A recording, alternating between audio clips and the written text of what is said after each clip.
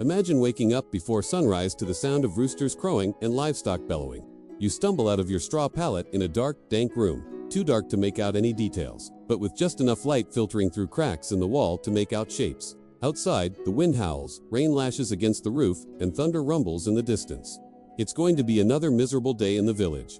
You are a peasant in the Middle Ages, and just surviving the day is a miracle. Welcome back to the channel. Today we are exploring what it was like to be a peasant in the Middle Ages. Viewer discretion is advised for this video, as some of this video may be offensive or disturbing. We, the makers of this video, in no way support or condone the actions of the subjects featured. Life was not kind to the common folk, but being a peasant wasn't entirely awful. The very fact that the peasants existed in such large numbers suggests that their lives weren't all that bad. They lived in relative peace and prosperity throughout the Middle Ages. During the High Middle Ages, from around 1000 to 1300 CE, Europe experienced a population explosion, going from about 25 million people to over 70 million people by the 13th century. This massive increase in population led to the creation of new towns and villages where people could live, work, and raise their families.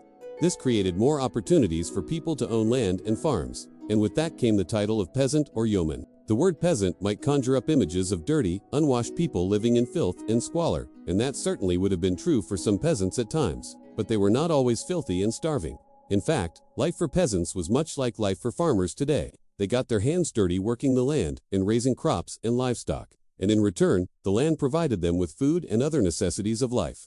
Peasants also paid rent to their landlords in the form of a portion of their crops or a small amount of money. In exchange, they were granted the right to farm a piece of land and keep most of the food they grew there. Some peasants even owned their own homes, which were usually simple, one-story affairs made of wood or stone. They typically had thatched roofs and dirt floors, but they were cozy and warm during the winter months. And if a peasant family was lucky, their home might even have a garden or orchard outside. The modern conception of the peasant, as someone who is poor and uneducated, is also not entirely accurate. While it is true that many peasants were illiterate, this was not because they were considered intellectually inferior. There simply weren't that many schools around. If a peasant child attended school at all, they would likely have gone to a village schoolhouse where they would have received instruction in basic subjects such as reading, writing, and arithmetic. Peasants were also not necessarily poor, though they did not enjoy the same standard of living as the nobility or the wealthy merchants. They could, and many did, own property and livestock, and could even become quite wealthy.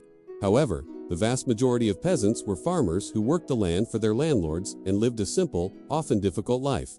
But not all peasants lived in little houses in the countryside. In fact, some peasants lived in urban areas where they worked as laborers, servants, or artisans. These peasants were not as closely tied to the land as the rural peasants, but they still owed rent and followed similar laws and customs. For example, the right to travel outside of a city after sunset was restricted for both rural and urban peasants. To help ensure that they paid their rent on time, bailiffs, who were agents of the landowners, would often live among the peasants and enforce the rules. Bailiffs would collect the rent and ensure that the peasants were meeting the terms of their rental agreements. They would also mediate disputes between peasants and their landlords and punish those who broke the law. In some cases, the punishments were harsh, such as fines, imprisonment, or even banishment from the village. In addition to these restrictions, peasants also had to deal with the whims of their landlords. Landlords could demand that peasants work on their land for a certain number of days each year. They could also require that peasants pay rent in advance or provide them with certain goods or services. In some cases, peasants were even required to house soldiers on their land. While these demands were often burdensome, they were not always unreasonable, and in many cases, the peasants were able to negotiate terms that were acceptable to both parties. Overall, the relationship between landlord and peasant was often characterized by a great deal of give and take. While there were certainly cases of abuse and exploitation, in many cases the peasants were able to live on their land and farm their crops in relative peace and prosperity. It might seem like the peasants had it pretty good overall, but their lives were not without their fair share of hardships. In fact, there were many dangers that peasants faced every single day that could easily end their lives. One of the most common causes of death for peasants was disease. This was especially true during the winter months when people were forced to stay inside and close contact with one another. Contagious diseases such as the plague, smallpox, and tuberculosis could spread quickly through a village and wipe out a significant portion of the population. In fact, the Black Death, which killed an estimated 30 to 50% of Europe's population in the 14th century, was particularly devastating for the peasants. Not only did they have to deal with the loss of life, but they also faced food shortages and economic instability as a result of the plague. In addition to disease, peasants were also at risk of death from a number of other causes. Accidents were common, especially among men who worked in dangerous occupations such as mining or logging. Women and children who worked in fields or with animals were also vulnerable to serious injury. And while the peasants rarely had to worry about being attacked by wild animals, they were not immune to the danger posed by humans.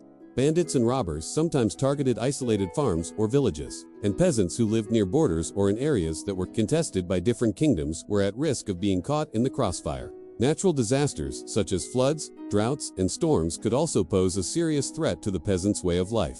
Floods could destroy crops and homes, while droughts could lead to famine and starvation. Storms could damage property and disrupt transportation routes, making it difficult to get food and other supplies to those who needed them. In addition, extreme weather events, such as heat waves and cold snaps, could also pose a serious threat to the peasants. Heat waves could lead to dehydration and heat stroke, while cold snaps could result in frostbite and hypothermia. Despite these dangers, the peasants continued to live their lives and work their farms. They developed ways to cope with the challenges they faced, and they relied on their communities for support during difficult times. While it is true that life for a peasant was often difficult and dangerous, it was also full of beauty and wonder. The changing seasons, the birth of new life, and the bounty of the earth provided a constant source of fascination and joy, and the sense of community that developed among the peasants as they worked together to survive and thrive was an important part of their culture. In many ways, the peasants' way of life was idyllic, characterized by a deep connection to the natural world and a strong sense of community. While their lives were often difficult and dangerous, they were also full of beauty and wonder. So the next time you think about the peasants who lived during the Middle Ages, remember that they were not just poor, uneducated farmers who lived in filth and squalor. They were also strong, resilient, and resourceful people who lived full and meaningful lives. So, what do you think? Would you have liked life as a peasant in the Middle Ages? Let us know in the comments below. And don't forget to like and subscribe, so you never miss an exciting episode.